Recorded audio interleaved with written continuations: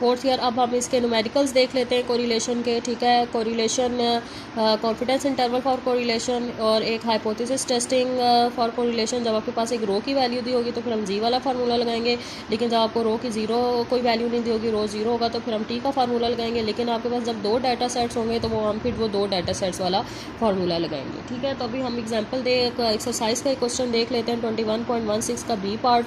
इसमें वो उसने कोरिलेशन कोफिशिएंट कोरिलेशन की वैल्यू 0.2 वैल्यू दी हुई है। इसमें एन आपके पास 625 है, ठीक है। और आपने 99% कॉन्फिडेंस इंटरवल से 99% कॉन्फिडेंस इंटरवल फॉर कोरिलेशन निकालना है, ठीक है। 99% confidence interval for correlation given आपको, ठीक है। तो इसमें आर आपके पास जो है 0.2 है और एन आपके पास 625 और 99% कॉन्फिडेंस इंटरवल निकालना है। तो ये कॉन्फिडेंस इंटरवल का ये फार्मूला है Z F plus minus ji alpha by 2 divided under root n minus 3, और जी एफ का ये आपका फार्मूला है 1.1513 log 1 plus R divided by 1 minus R, ठीक है। इसमें आर आपका 0.2 है, पुटिंग करें तो आपकी जी एफ की वैल्यू आएगी 0.203। देन अब आप इसको इसमें पुट कर दें, जी एफ 0.203, जी अल्फा बाई की 2 की वैल्यू 2.58 है, क्योंकि 99% कॉन्फिडेंस इंटरवल है तो जी अल्फा बाई 2 की वैल्यू 2.58 होगी, और 1 डिवाइडेड अंडर रूट एन क्या है आपके पास 625 माइनस 3। इसको सॉल्व करें तो ये आपकी दोनों लिमिट्स आ जाएगी। फिर हम देख लेते हैं 21.17 का ए पार्ट। इसमें एन आपके पास 23 है, आर 0.59 है, 90% कॉन्फिडेंस इंटरवल फॉर रो आपने निकालना है।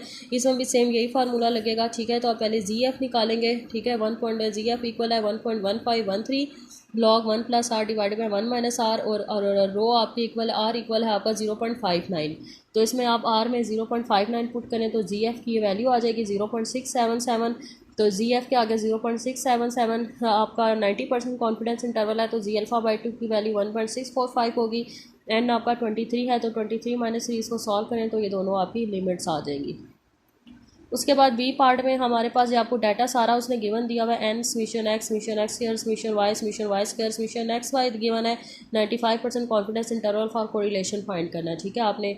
तो इसमें आपको सबसे पहले हम आप आर निकालें, आर निकलेगा तो आप इसमें फार्मूला पुटिंग करेंगे। तो इसमें इस फार्मूला सिंपल जो आपका फार्मूला है कोरिलेशन का, इसमें पुटिंग करके आप आर निकालें तो आर आपका आएगा 0.558। अब आप जी एफ निकाल लें, ठीक है। जी एफ निकालेंगे तो जी एफ आएगा 0.630 देन अब आप कॉन्फिडेंस इंटरवल आप इसमें निकाल सकते हैं।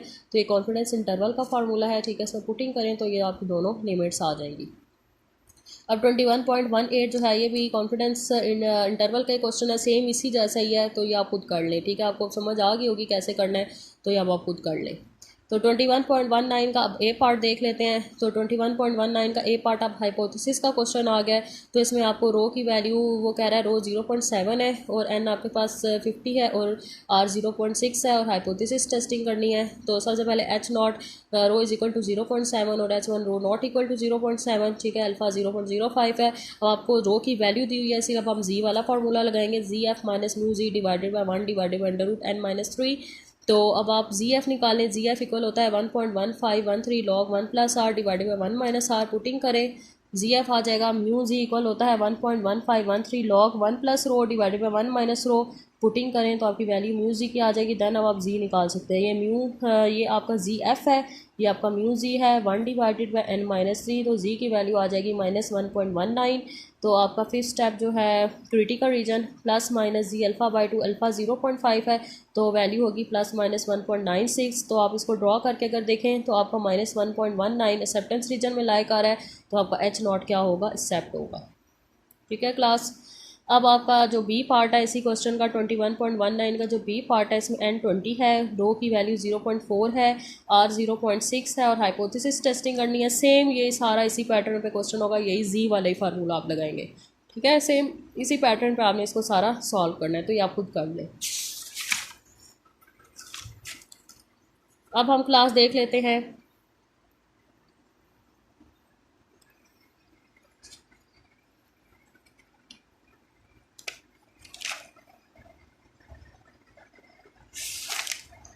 ठीक है क्लास, अगर अब हम देख लेते हैं 21.20 का ए पार्ट देख लेते हैं।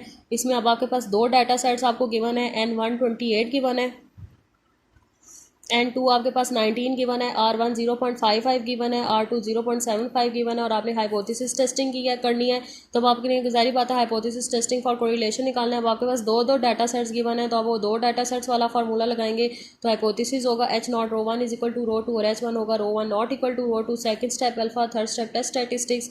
तो इसमें आप जी का फार्मूला लगाएंगे, ZF1 minus ZF2 divided by under root 1/n1 minus 3 plus 1/n2 minus 3, और ZF इसके इक्वल होता है 1.1513 log 1 plus R1 divided by 1 minus R1।